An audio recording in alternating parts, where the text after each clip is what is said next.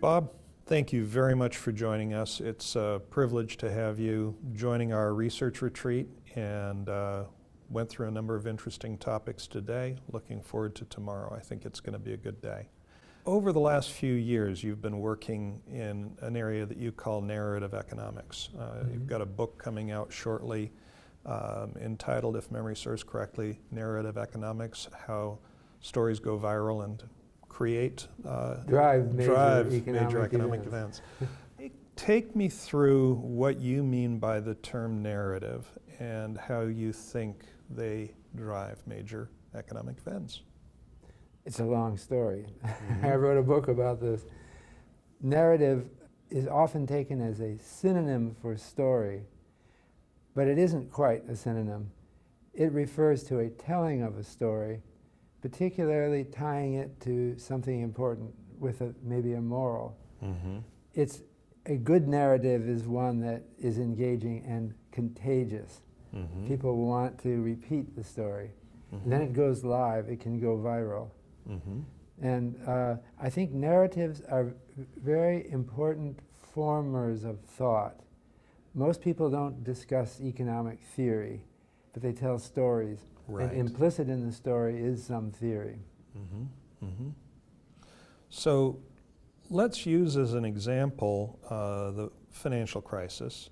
You were one of the folks who in some ways saw it coming. You indicated that your concerns about housing, and before the bursting of the tech bubble, you wrote Irrational Exuberance, a wonderful book, and we're pointing out that valuations were reaching levels that were implausible to justify. I remember back then the valuations were extreme, much like we're seeing today in some of the FANG stocks, but certainly not all of them. Today's market, what do you think is going on in the narratives that are driving today's markets? Do you see bubbles forming in stocks, in real estate, in bonds, in all three? And what lessons should we expect to learn from those narratives? Well, the problem with narrative research is that it still is impressionistic. I can tell you what I think is the story. I think we need more of a science attention on a systematic basis. For example, use digitized data sets and searching over them and doing quantitative evidence on the change in narrative. We can now do this. Yes. To some extent, the reason why I'm writing this book about narrative economics is to put some kind of research program, some kind of coherence to the study of narrative, so that people wouldn't be too free to just indulge in their speculations.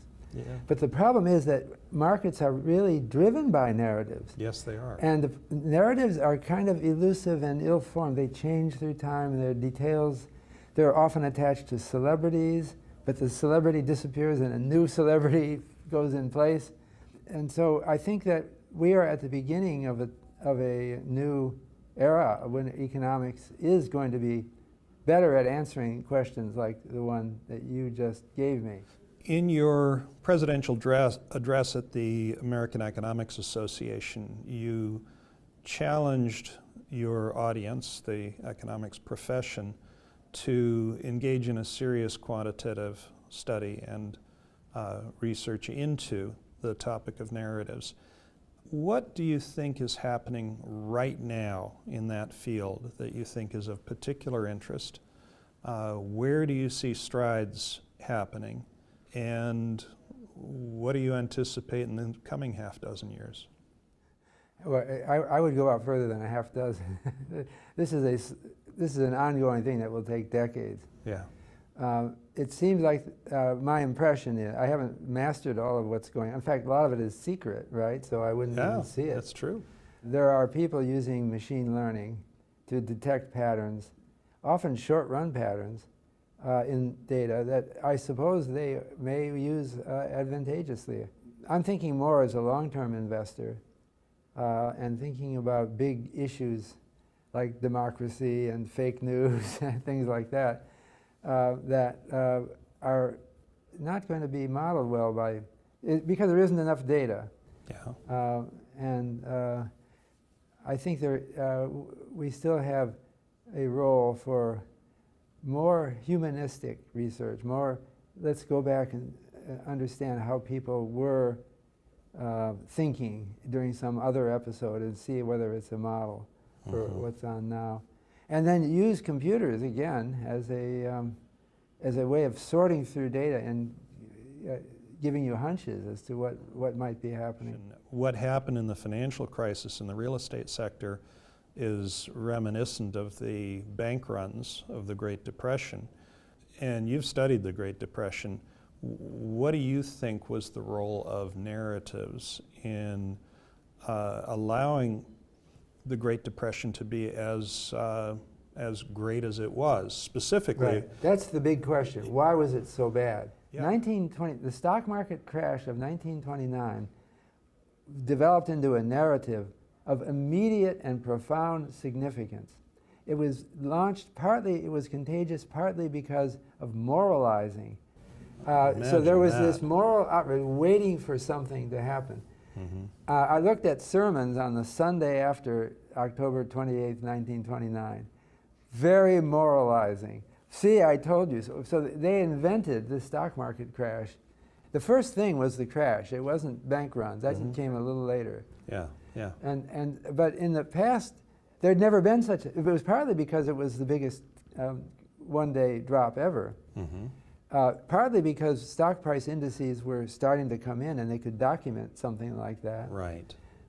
So there was a moralizing element that now Christina Romer, in her study of the Great Depression, remarked that from evidence of retail sales that were collected and other things, the consumer purchases dropped off dramatically right after the crash.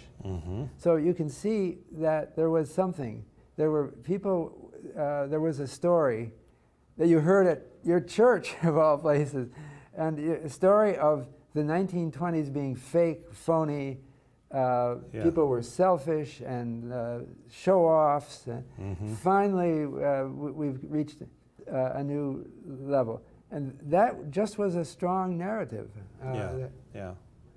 And in some ways a dangerous narrative because firstly, spending is an important part of the macroeconomy. So if it falls off a cliff, you've got a problem. And secondly, how do you measure prosperity? And it's in terms of people's resources and what they do with those resources.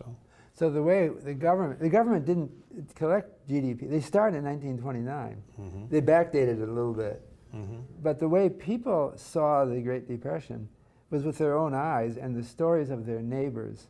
So in 1929, you would see immediate reaction, and that led to layoffs because people weren't spending within months. Yeah. And walking down the street, you'd see all these beggars. And in the past, you would ignore them, thinking they're just professional beggars. You know, they're good for nothing.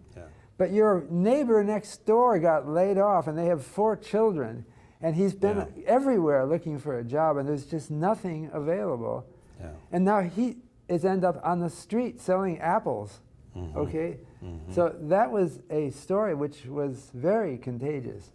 That led people to think, let's cancel our vacation this year. It's just, we can't do this. We could lose our job any moment.